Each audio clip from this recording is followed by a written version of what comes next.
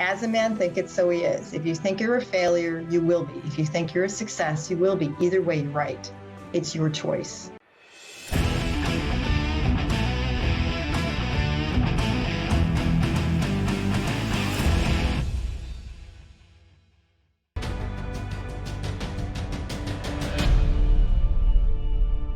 Hello. Thank y'all for tuning in to True Grit and Grace.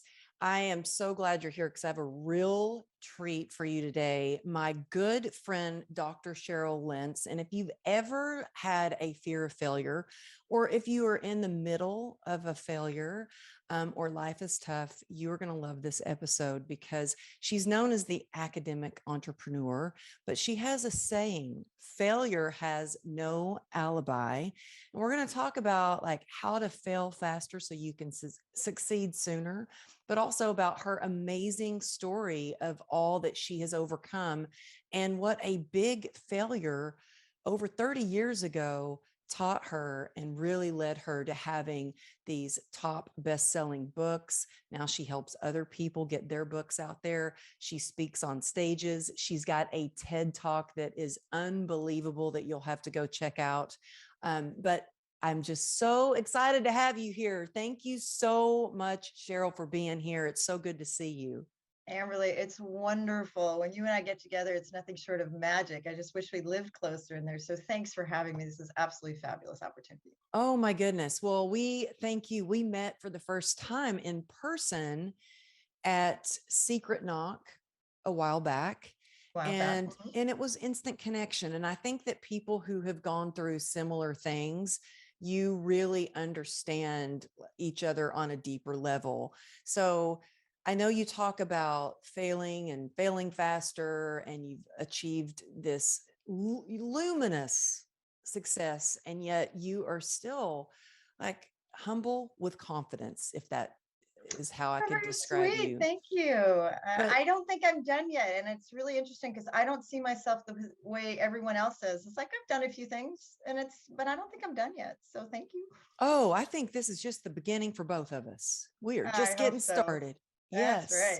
right. Well, I would like to go back a little bit, and how we really connected heart to heart and our soul is because you have experienced a lot of physical ailments and challenges, and yet still pushed through and made it out the other side and learned a lot of lessons. And so I have a lot of questions for you. We have a lot of listeners that there are entrepreneurs. They may want to write a book, or they may have a book, or they might be going through a failure.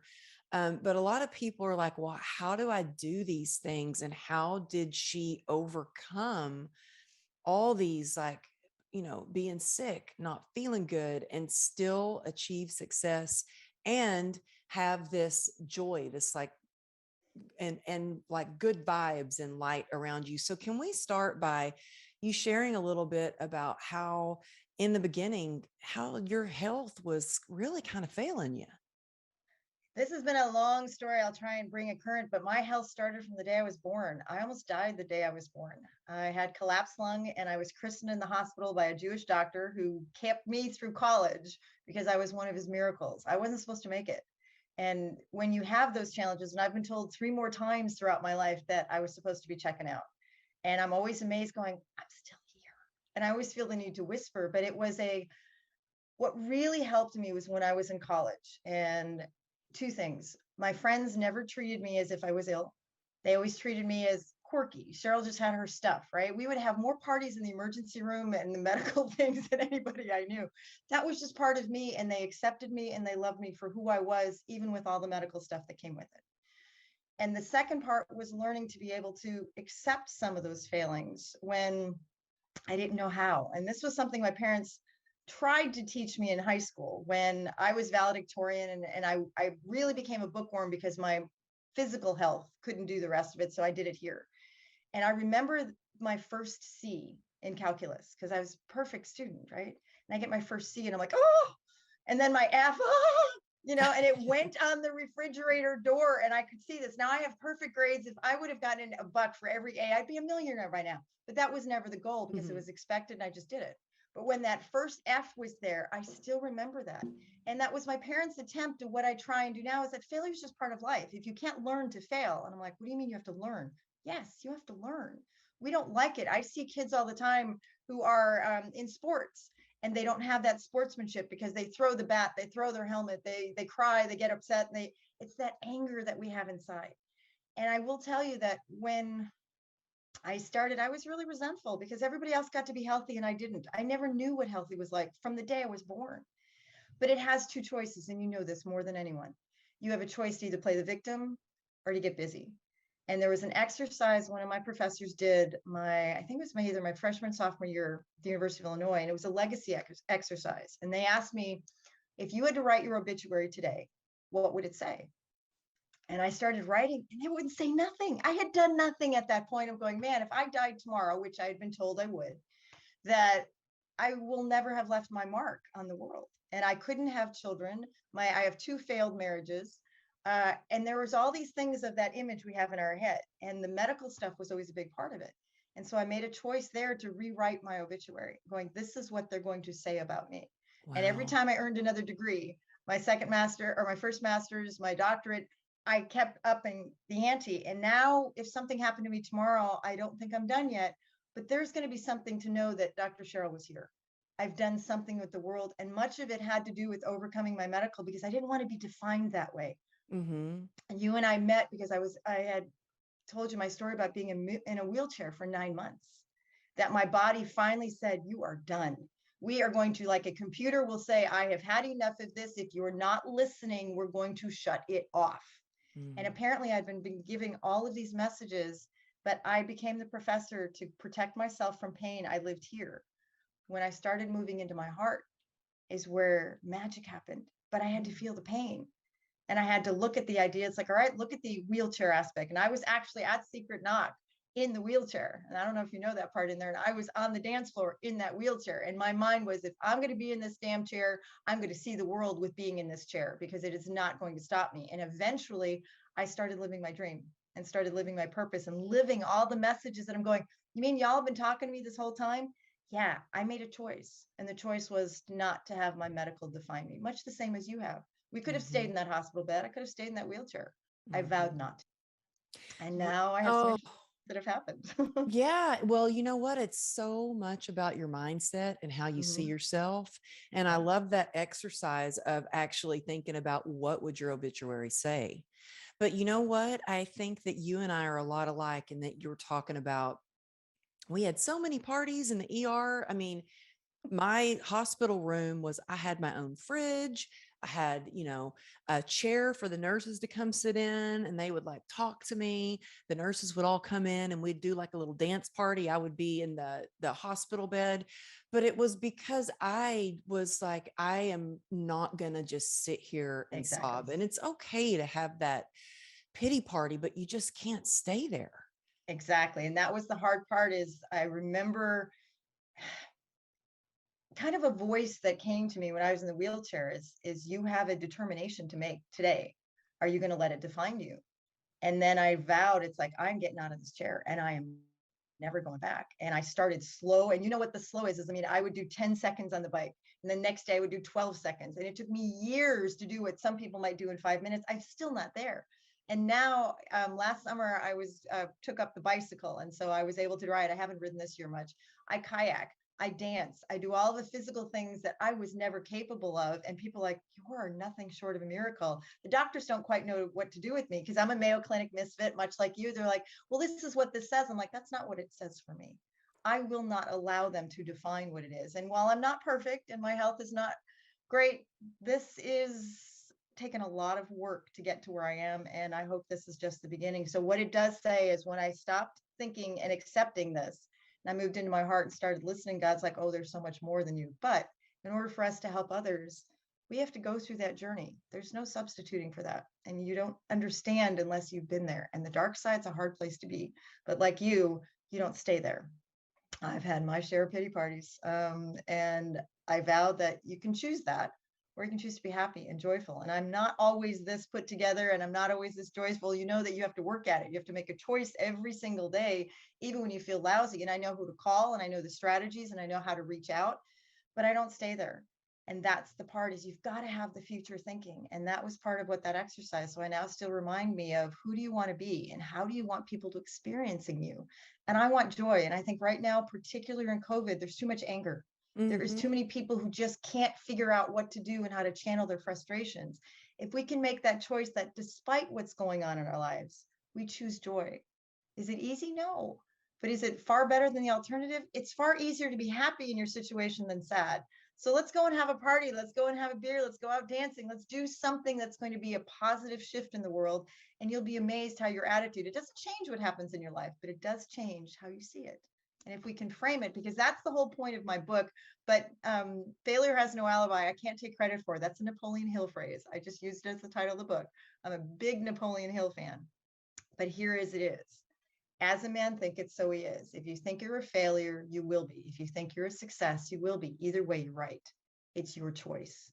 And that was my lesson, going, well, guess then, darn it, I'm going to be a success story. And however I define it, because that's just so much happier place to be than to have to choose the alternative and to lose the anger. That was the hardest part for me, is to lose that edge and to lose that anger. And when everyone says, oh, we'll just let it go, they don't teach you how. They expect you to be able to know how. And I didn't for a long period of time. And now I have techniques that I know, but most of it starts here. When you ignore the voices in your head, you do a different soundtrack and you get into your heart and you realize love's the answer every single time. And if you can choose to love yourself, despite what I've been told by my husbands, ex-husbands, by ex-boyfriends, the fact that I was broken. And Amber, I believed it until one day I said, no, I am not broken. I am the way I my am. goodness. That was the big.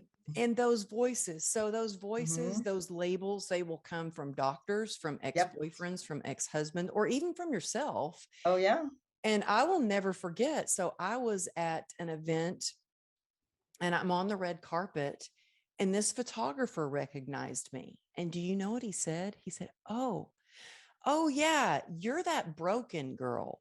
He actually said that. And I Wow. felt like everything just got silent. There's cameras. I'm on the red carpet taking pictures. And he says that. And I was like, no, I am not broken. I am here. And I was like, huh. Exactly. And you're like, watch me. I am here. And I think that's one of the most powerful things that you can do, is just say, this is who I am. And I think part of what helped me is when the doctors told me I couldn't, that, and I remember reading that in your book, just tell me I can't and watch me, because I am going to prove you wrong. And that's where that stubbornness comes, part of me, that Taurean as a Taurus, that ability, but it's also fighting for yourself. And I'm looking that I was drowning, I was dying, I was not going to be here. And it was you could make that choice. And I said, no, not for me. I didn't have everything I wanted because I'm not married. I don't have kids. There's an awful lot in my life I don't have. And I could choose to focus on that. Or I could focus on the, watch me, I'm here. Yes. Well, and focus on what you do have and what you can do. And gratitude helps me with that every single time. That was the hardest part, when I had to be grateful. When you're after surgery, you're like, I'm grateful for being, and you're doing it through gritted teeth until you can actually learn that I am grateful for surgery and mean it sincerely. But that took an awful lot of, I'm not happy. Yes. And you know what? I think that all the emotions serve a purpose. So I think that it is, yes, it's great to have an attitude of gratitude. It's sometimes hard, not always easy. And, I was just talking to my mentor and coach. His name's Bedros Keuilian. I think it's so important, no matter what you're doing, to have mentors and coaches and invest in masterminds.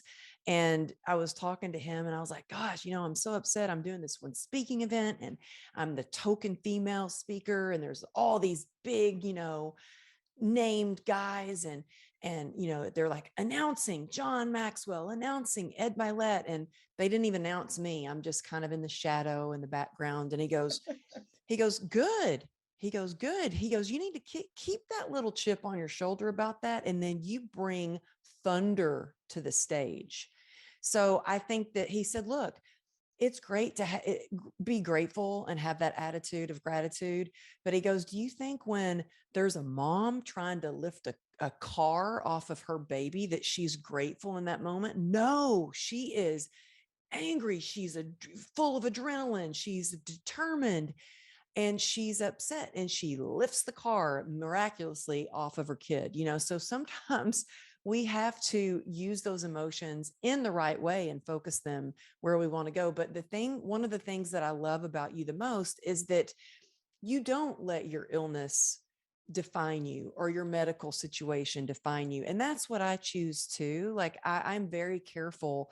Um, I had a friend of mine say, "Oh, it's so hard to travel." And I was like, "Yeah, I'm traveling right now. And believe me, it's really hard to travel with pain, with complex regional pain syndrome. And a lot of people don't even do it because you get on the plane and everything swells and you flare up." I said, but I don't focus on that. I focus Right. on the destination and the people that I'm going to get to meet and just showing up the best way I can.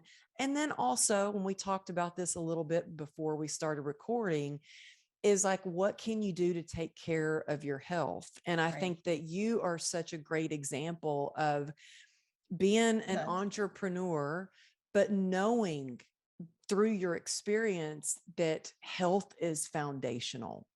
And so, healthy mindset and healthy body. So, I'd like to backtrack a little bit to something you said, like with your head, focusing on that soundtrack that you're playing over and over. And John Acuff, who wrote the book Soundtracks, was on the podcast. And I love that he wrote a book about how to switch up that soundtrack in your head and focus on what you can do and what you do have. So, what would you suggest to someone who is stuck in this loop of only focusing on what they can't do, that they can't do the things that they used to be able to do, that maybe they can't drive, that maybe they can't go out to their favorite bar, or can't meet with their friends, or whatever it may be?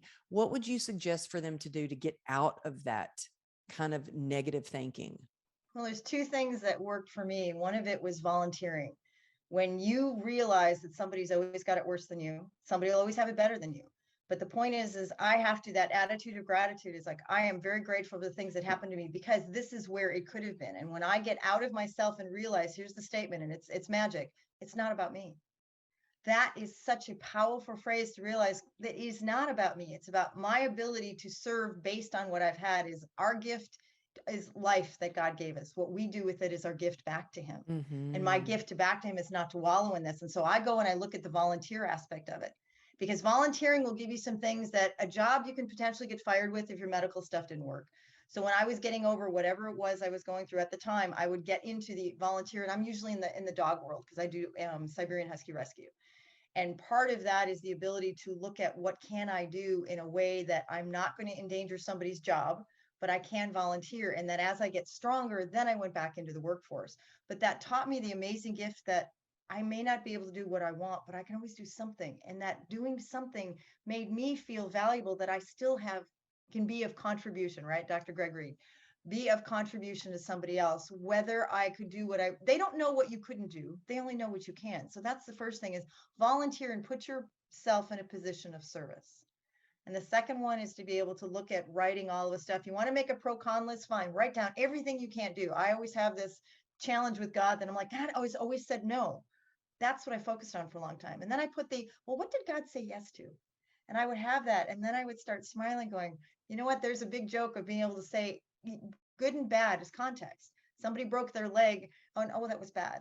But yet when the army came in to recruit for people and they weren't recruited for the army because of conscription, because they broke their leg, it was a good thing. So it's a great joke, and I ruin it every time. But the point is that it's context. It's not good Yeah. or bad.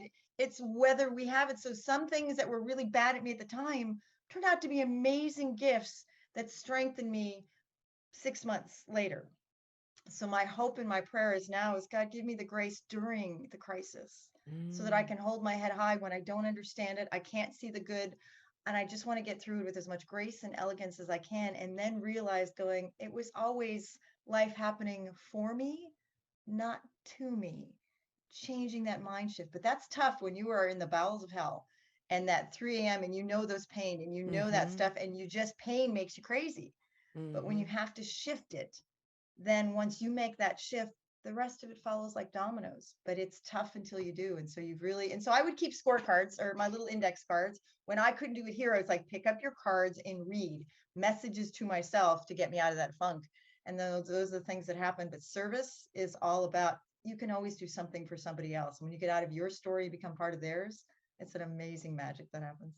Oh my goodness. I was just having this conversation with my dad who's going through a lot, and he's using a walker and so in fear about, having to use a wheelchair. Mhm. And I'm like, Dad, focus on what you can do. He's like, well, I can't drive. And I said, well, I couldn't drive for a while either, but I figured out a way that I could with my right leg up on the dashboard and with my Right. left foot and my broken arm propped up on the side, which was, I was like, honey, my husband being a cop, I'm like, is this legal? He goes, yeah, yeah, yeah, it's fine. I'm like, cool. But you just figure out what you can do, and being of service is magic.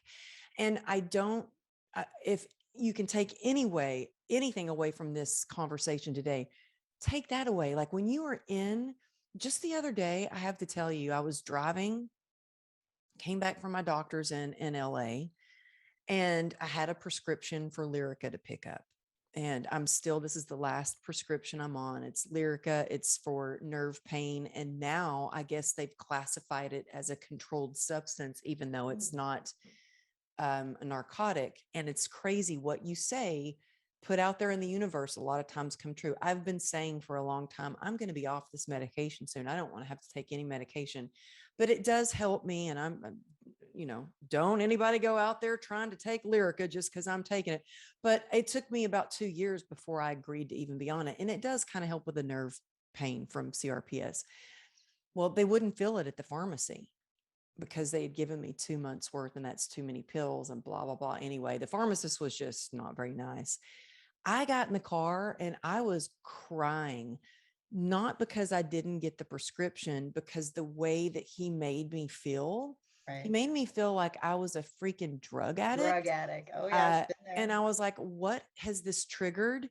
And I was like, it's triggered shame that I'm doing something wrong, that I'm a mess up, that I'm broken, that all these things. And that's why I was crying. And what helped me through that was, first of all, like I really had to go, what am I grateful for? What am I grateful for? And what I was grateful for in that moment, I had to go way back, and that I could drive. Cause I was Right. like, well, I'm on the 405 and I can drive, and I'm driving a long way. And before I couldn't even do that. So I'm grateful I can drive. Then I'm like, okay, I'm still crying. Like that didn't really work. And so I called a friend to Yep. check on her and see how she was doing. And just being able to talk and see what she was going through, she had it a heck lot worse than me.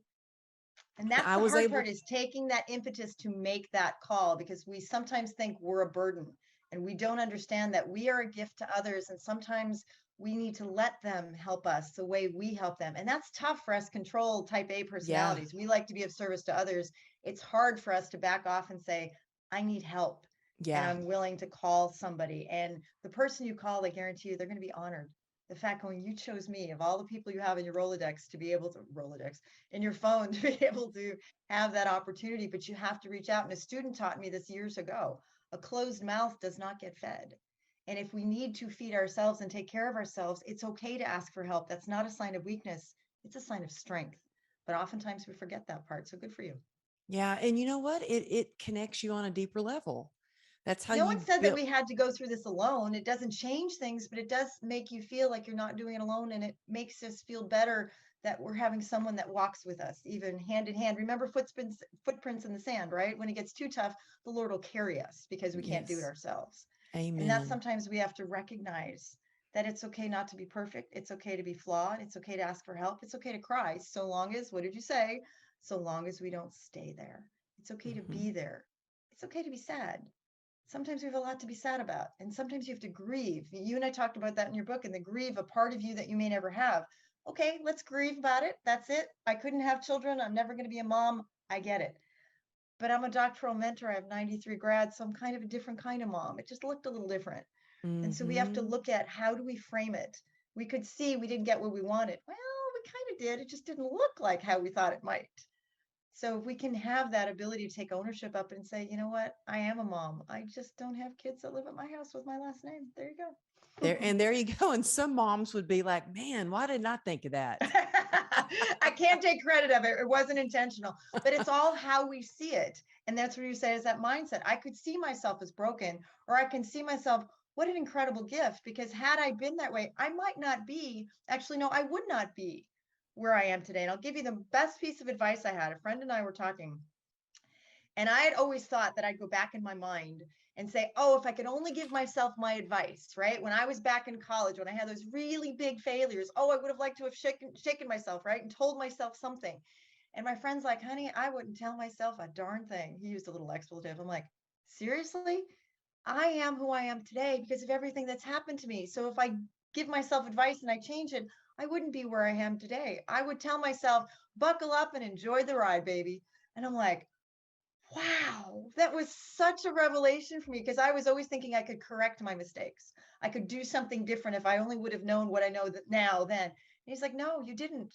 But that's made you who you are today. So don't give yourself advice. Don't beat yourself up about it. Just be grateful where you are in the journey. I'm like, whoa, Yes. that And was I a good one. think that everything that I've been through, Mhm. uh, and failures and mistakes and tragedies, actually, Yep. it prepares you to help someone that might be on a journey that's similar, that hasn't made it quite to through the other side yet. I think that our mess really qualifies us to help someone. And you know what? I've taken a lot of my failures and my messes and things I've messed up with, and now I've put together this mastermind for women, and I can teach them, hey, you can do this and it'll get you from point A to point B faster, but don't do this thing over here. I did it and I lost a lot of money on that thing, so everything is a learning experience. And it really, you can look at it as, yeah, I'm a mess, or this, I feel like a failure, or whatever you're thinking. But even for me, not being able to get the medication, it's like, well, Amberly, you moved to Texas. You need to find a doctor here in Texas. And how about maybe this is a chance to try something totally different? You've weaned yourself off so much. So it inspired me. Like, you see me drinking my shake. I'm doing like a 3-day fast, and I'm seeing if that brings down the inflammation and all that. So I think it's being resilient, is being open-minded to new possibilities. And I think that you are really the definition of resilience, because you do have that stubbornness. You do have that a little bit of like, ooh, I'm going to prove myself. You are driven with love, and you are passionate and, purposeful. And so I really think everything you do is the definition of resilience.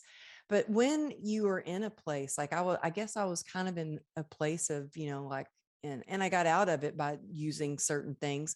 But when someone is in a place where they're like, feeling like a failure, um, and they have that in their body and they're kind of stuck there, how do you release failure from your body? And what I mean by that is, like, there's a book called The Body Keeps the Score. I think that's what it's called. It's on my nightstand.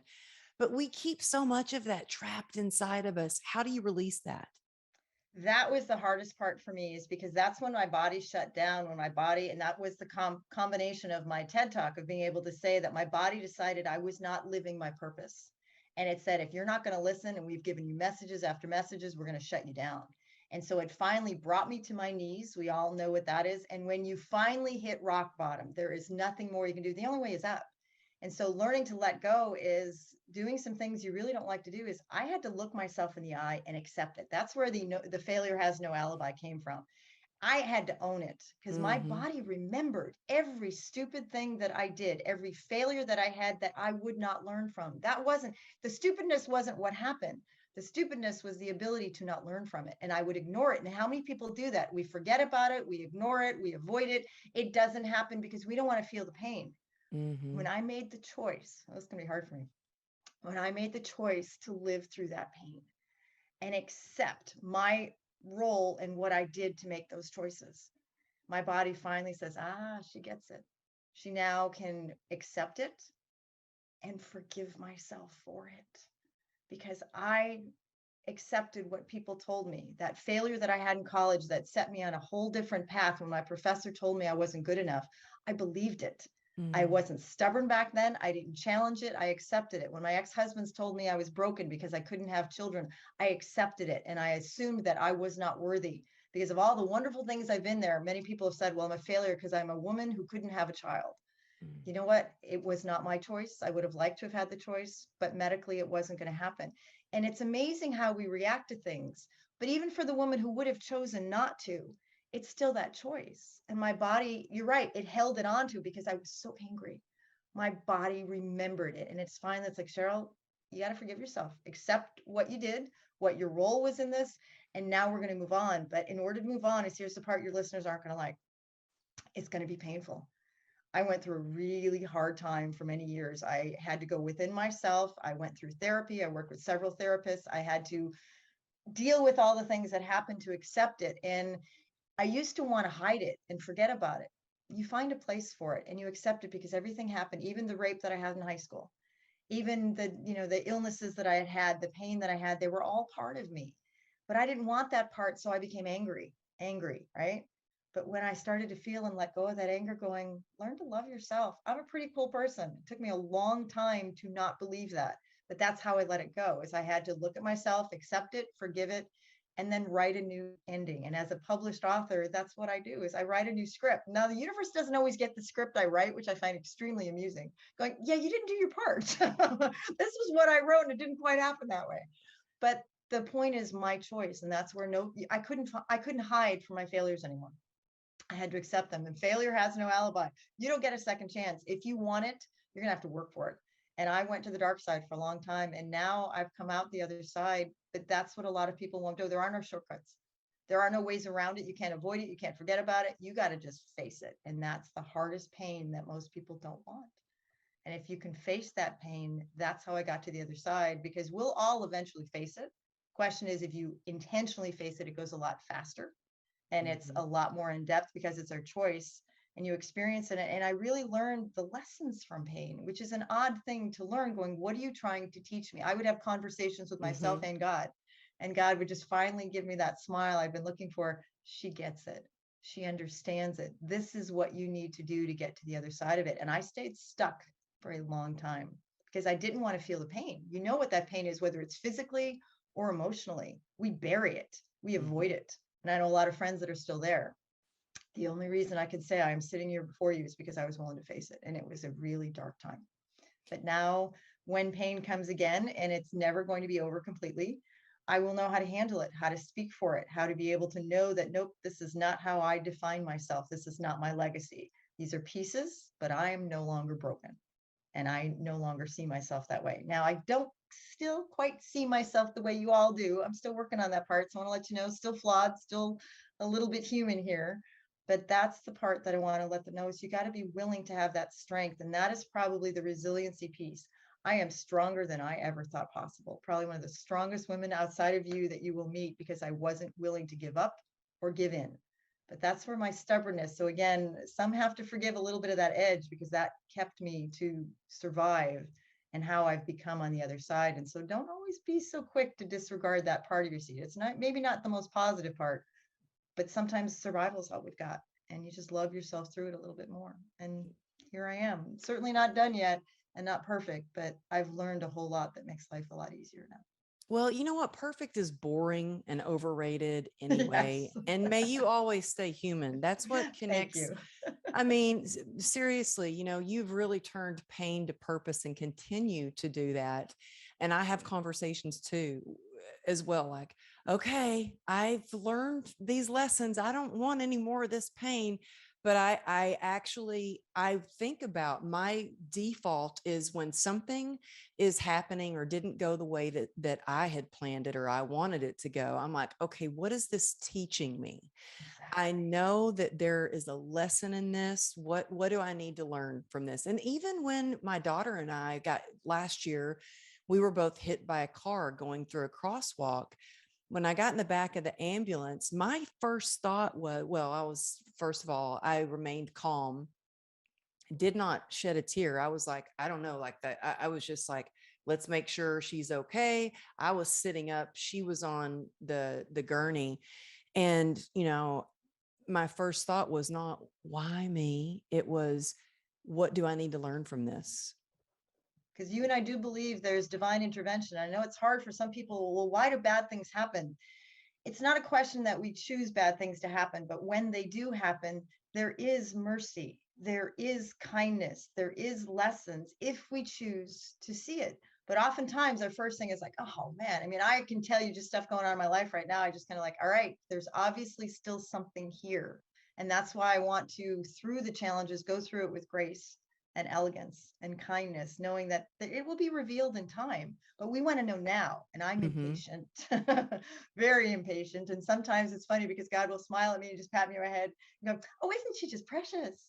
It's like, you want me to tell you. It's like, I don't have to need to tell you. Remember, I'm God, you're not. And I'm like, oh, isn't she cute? And Yeah. I still to this day want those answers. That's my natural curiosity. But I am trying to move from, well, why, from a asking, well, why me, to why not me?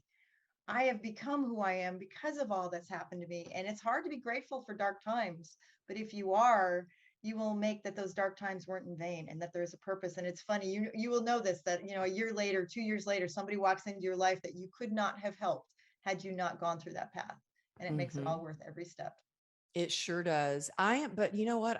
We are so much alike. And Yeah, patience is hard for me. And you and me I were too. talking on the phone. Oh gosh, you and I were on the phone talking right after I moved to Texas. And I was like, the internet here's not fast, everything's slow. And I was like, I was venting to you saying, I don't know. I just, this is hard. I've got two internets and they're really slow. And you said to me, and oh girl, I heard you. You said, well, Amberly, maybe you need to slow down a little bit. And I was like, I don't want to slow down. I like going fast, but you say in your TED talk, to move faster, we need to slow down. So, how does slowing down get us to our next step? This is interesting. I have a friend of mine who let me watch a movie that I finally understood what it meant because he has a very unique way of seeing the world. He's absolutely brilliant. But he showed me a movie called For the Love of the Game, Kevin Costner. And it's about a pitcher that's on the baseball mound where he's able to slow the crisis down. He's able to distract himself. And the way they made the movie finally made me understand what my friend's been trying to tell me of being able to have that focused concentration that he could blur out the crowd. He wouldn't even hear him anymore. And slowed down so that life went in slow motion. And he tells me, and others have as well, that that's how a crisis, and you've said that yourself, is that in the crisis, it's like life just started moving slowly so that you could catch up enough to manage it, as opposed to going that chaos that we often have 1,000 miles an hour. And so I'm learning when I saw that movie, it just hit me like a freight train when they showed Kevin Costner on the mound and you could see his thought process in his head, where it was like he's hearing suddenly the crowd just fades and then he hears silence in his head.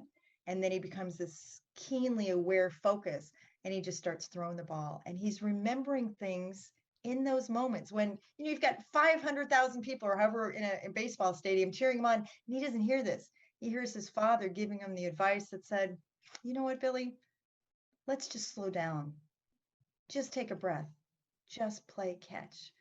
That was the advice. And he was just about to throw a perfect game, right? And that's how he slowed his mind down to channel his father in that moment, to be Wow. able to shut everything else out, to slow life down. And then he hit the perfect pitch. And then, it's a perfect game. And then the crowd goes wild and all the other stuff happens in there. But that silence in that moment is what fascinated me and how I'd love to learn how to master that skill. Because when we need it in those dark hours, we need to silence those voices. We need to just go into ourselves, go into our heart, and find that strength. And now I can see how someone else has done it. And that movie was brilliant. I should have watched it years ago. So I just saw it about 6 weeks ago. And that's when I think when people need to look at it is it doesn't matter what the rest of the world says. It matters how do we cope? And my way of coping is actually water. I go out in the kayak quite a bit. And that's how I do it is on the pitcher's mound that he did is I go out and I just be grateful. I will talk to the ducks. I will talk to the egrets. I need silence. I need to hear nature. I need to be on water. And it grounds me to slow me down so I can fill me up and then go back to the world. Because we know the whole airplane thing, right? Put on your mask before you put on others. I'm no good to anybody else if I'm no good to myself. And if I can slow down that moment, get all the stress out, I don't want to hear about the Calgon take me away and the 20 voices and all the things that went wrong in my day that day, right?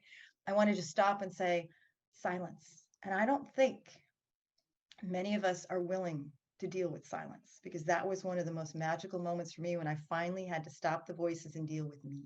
Mm-hmm. And that wasn't very easy. But most of the time we're reactive, right? The world's going a million miles an hour. We're a firefighter. We're just bringing our extinguisher and putting out fires all day long. And it's easier because we don't have to think. We don't have to anticipate. We don't have to plan. The minute that stops and you start leading your life, now you're responsible. And Mm-hmm. that's the part a friend of mine doesn't like. He goes, it's easier if I can blame you. If you're in charge, then I get to blame you if things in my life go wrong. It's like, not my responsibility. It's yours. So there's another technique is I had to stop the voices. I turned off the music. I turned off everything in my world and I went deep and silent. And it was scary because I didn't like what I found. But the only way we can manage it is if we listen to it. And you can't listen when chaos is going on. So if you can shut out the world like this movie and just slow it down and deal with yourself and have those conversations, it's painful, but that was the only way I do it. And now, even now, I will go back into the world. I shut off my music, I go on the water, and I just ask the world what the lesson is. And there is that calmness that I have never experienced anywhere else. And that's only within the last few years. I maybe some might call it contentment. I don't know, but it's just a feeling of peace. And I It know is most of us would like that. serenity. It's serenity. Mhm. There And you go. I find my, well, calmness, my peace, Mhm. and connect with God in nature. I love nature.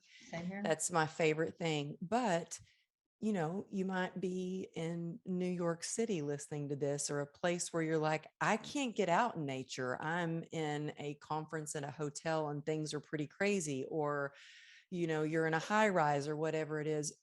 You can find that, you can always find that place of quiet and tranquility. And let me Because tell it's you, here. It's here and it's here. It's not where we are. And that was the hardest lesson, like the picture mound. Shut it all down and have your happy place because you need it. And we bring it with us, but we don't always access it. So if I can't be on the kayak, I go here on the kayak and have that serenity. That's been a skill that has been amazing to learn, Amberly. Amazing. and you can learn it. And I just have to tell you Mhm. something funny that happened yesterday. I'm always like, I always kind of smile like, God, what's your plan today? So I get to the airport yesterday. I was supposed to fly out in the morning, and I get there. I've already turned in my rental car and everything. And they're like, your flight's canceled. So I make it through security, and I'm like, I guess I'm camping out here all day until I can get a flight back to Dallas. And get through security. I'm putting my shoes on, and I look over, and there's this little old man. He's probably about 80, and he's a monk. And he's just looking at me smiling. And I smiled back and I said, Hi, how are you? He said, I'm good. Can you help me? And I said, Sure. What can I help you with? He said, Well, I'm on this flight. And he had a screenshot of the flight, same flight that I was supposed to go on. I said, Oh, I'm sorry. I said, That flight's been canceled. I said, Have you rebooked another flight? He goes, Oh, no, no, no, I haven't. And I said, Well, we need to get you to, somebody at American to help you.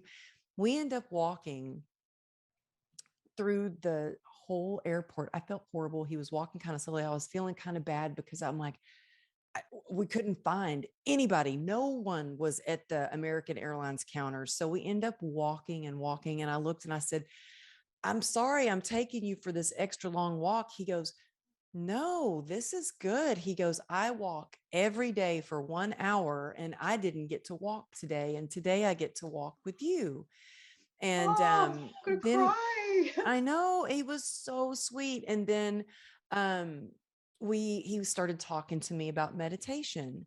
And I feel like God just put him in my life to remind me today's going to be really hard, but you can find a place of quiet. You can meditate even at the airport. You can still have your serenity through this, little monk that I was walking around in his flip flops and the big orange robe walking through then we get in, and people looked at us like we started. So we couldn't find anybody at American. We walk up to security, and security is looking at me like, you guys are the oddest thing. Like, what is going on? And I said, I'm sorry, he needs help making sure he can get on another flight. We can't find anybody to and they said, well, you're going to have to go out and go through the counter. And the guy goes, he goes, well, what do I do? I said, well, you'll have to walk through and just take a left and go to the counter. I said, but I'll stay here because, I'll have to go through security. And he goes, oh, it's okay. I'll see you in a little while. But I just thought, what? There are signs all around us. We just have to slow down enough to see. And here I was, you know how it is when you're going through security, you're like, hurry and put your belt on, hurry and put your shoes on, all this stuff. And I look up and see this little monk smiling at me. Well, right after that, we said goodbye. I'm walking through, and it's the airport, and this part of the airport's like deserted. And I see this door and it looks closed because they have like a liquor license thing, like they're going to be getting a liquor license. I'm like, what is that? And I thought, I'm going to go see what that is. Not that I wanted liquor. I could see there was no liquor in there. They had their like trying to get it. I walk in, it's a lounge. It was amazing. I feel like, wow, I got to spend the day in this lounge in a comfy chair. I set up an office. I did some exercise every hour. Like I would get up and do squats and stuff. They had breakfast, they had lunch. I was able to like just calm. Had I not met the monk and slowed down enough to see him and walked through the airport and then been in such a great place of, it feels good when you can help somebody. That's it. I maybe never would have found that little door that looked kind of abandoned, but I had the curiosity to go, what's in there? So I ended up getting a lot of work done and it was an amazing day. So I think if we slow down enough, and for people like me and you too, that like you like that type A, that you like to go, go, go, it's hard sometimes, but Oh, it it's, really is hard. That was one of the lessons I had to learn, is to be able to, God, show me the messengers for me. Show me the messages. And I remember being in an airport once, and you see the numbers above, because I usually fly Southwest, and you'll see the number, the screens all have digital phrases. And every now and then I get message from the universe. And one of them I will never forget. I've got a picture on my phone that says, "You're already there. Hang on." I'm sitting there going, can anyone else see that? I mean, is that because it was like there was a message on the screen just for me? And like you said, I mean, there's so many messages if we're open to see them, that every now and then I chuckle, or somebody will say something that'll be like, oh my gosh, that is just so funny. And it's meant for you. yeah. And so I have a friend, Michael, who does all these amazing things that occasionally things will come out of his mouth. I'm like, how do you do that? How do you do that? And it's being open and receptive to people that are put in your life to give you those messages. If and only if we are willing to listen. And most of the time, that's my bad habit, is I'm going so fast and so fast. And sometimes I don't even listen when I'm going. It's like, Cheryl, did you hear what we just said? Stop, rewind the VCR, and then go forward. But that, I think, is the most important, to have a monk deliver that message, to make you a reminder to be able to say, take time to smell the roses, take time. And you were rewarded, in my opinion, when the universe says, I sent someone for you to help, and you answered the call. When we can be of service to others, we become service to ourselves. And now you were gifted with this wonderful phone of the lounge. That's where you and I both know this. You give first and then you get. And what is Zig Ziglar? If you help somebody else get what they want first, then you will eventually get what you want. And that's where it is. You may not see it that day, but pay it forward. And that's where I'd like to be, on a mission of kindness. It's like, try in those moments when you're and you're all of the delays and all of the stuff, and everybody just gets angry and our tempers flare, is to take a moment to do that one breath and to be able to offer a kindness to somebody. You'll change their day, you'll change your day, and you might just change somebody else's.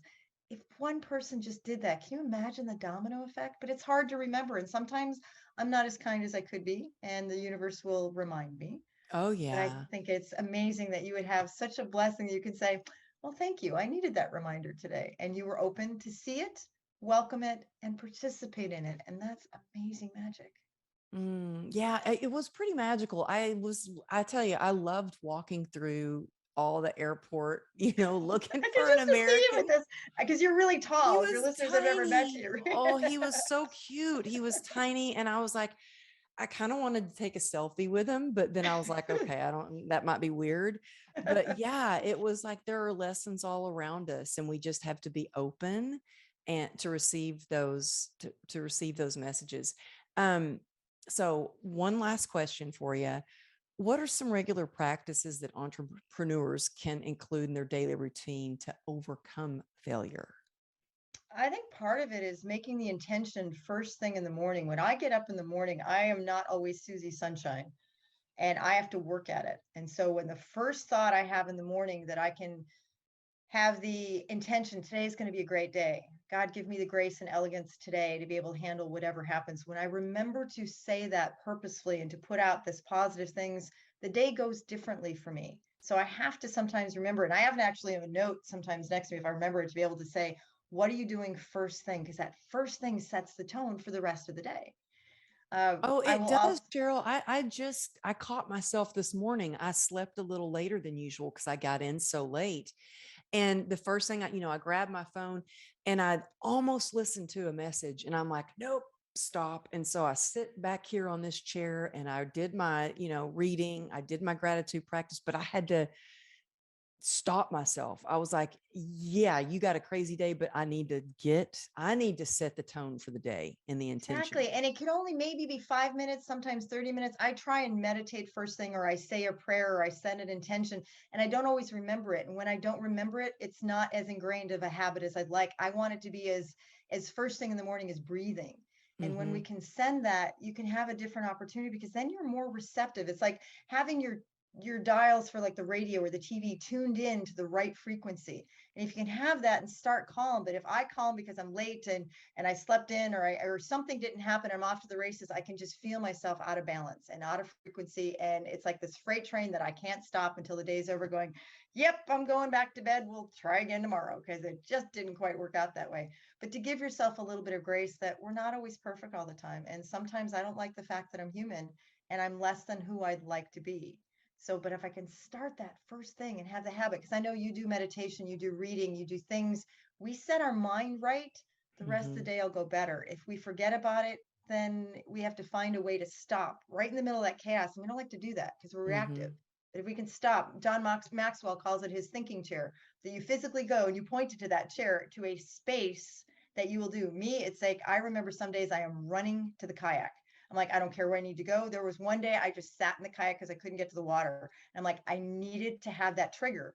And I just Wow. had to be there so I could change that space. Because remember, wherever we are, we forget. But if we can get this, your mind doesn't know the difference whether you're actually there or you make it be there. And I have to remember that because I always think I have to be on the water. It's like, no, I have to be on the water here, whether I'm physically there or not, it's immaterial. So I think we need to remind ourselves. And the more you do this habitually, the more you're going to miss it because there are parts of me that I feel weird throughout the day going, oh, I didn't do my meditation today. I am off center. I'm off balance. I'm off. Hmm. It's just, you're off. I think we just need to take the time because we don't always put ourselves first. And I think a few minutes every day to have the meeting with the big guy and just whether it's spirit, whether it's the universe, whatever you call your divine, that you have to check in with them a little bit and realize, like I said at the beginning, God does a better job feeling God than I do. He doesn't feel the need to check in with me. And he just passed me on my head going, do I need to remind you? You're so cute. That's not what we do. Your script doesn't always follow what everyone else wants to do. And if you can just accept things for where they are and the messenger, you'll be more at peace regardless of what happens. That's the piece I'm still working on. Mm. Well, you're amazing. We just touched on some very important points, but there's so much more to your story. I mean, there's so much more that you do. I mean, we've talked about you coming in and speaking to my mastermind because you publish books. You not only have all of your books, but you help others. You do book collaborations, so many things for other people. You're constantly being of service.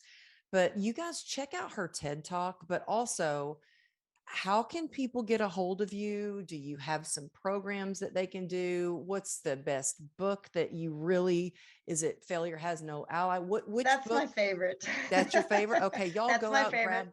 And I did it grab a, in conjunction with the TED Talk. And I remember that the universe was like, you got to get this done. You got to get this done. And so when TED Talk, I mean, I did my TED Talk, it was all during COVID and the book, and it had to come out that week. And I remember, I don't think I slept for 5 days, but it had to be there. And it has well, your been one TED of my Talk favorites. was amazing. And do And you you look believe it? It was in beautiful. silence because we had to recreate the stage in Illinois. I wasn't on the stage in New York, even though I'm part of the New York TED Talk for Farmingdale because of COVID. So we had to do this, and I performed to an empty stage of like 1,000 people at the Bavarian Opera House here in Southern Wow. Illinois. And it was hard because you and I feed off of the energy of the audience. When it was me and the producer, and that was it, I had to imagine the audience in my head, and it was just crazy, just crazy. Wow. Well, you know what? I was invited to do another TED talk and it was going to be virtual. And I'm like, virtual? And I Mm. said, well, do you send like something I can put in the background that says, you know, TEDx, whichever one it was, or do you send a little, you know, red circle to stand on, something to get me in that? Frame of And mind. they were like, oh, no, we don't do that. And I was just like, I know I really don't love speaking virtually as much as I do in Right. person. And I had so much going on. I chose to pass on that one because, you know, you do a TED talk because you want to be standing on that infamous red circle. But And that's the one I want to do one again when I'm actually with people in the crowd this time. I didn't get it the first time in there, but it's such a different experience. And I've watched yours and that magic because it has to be scripted, it has to be memorized. And so it's a whole different way of speaking because I usually speak way extemporaneously more. It was a different skill set. So yeah, I think I'd like to do it again. it's Hmm. totally different doing a TED talk. And I felt a little robotic with Me mine. too. Me It was too. my very first talk was my TED talk, which is kind of crazy.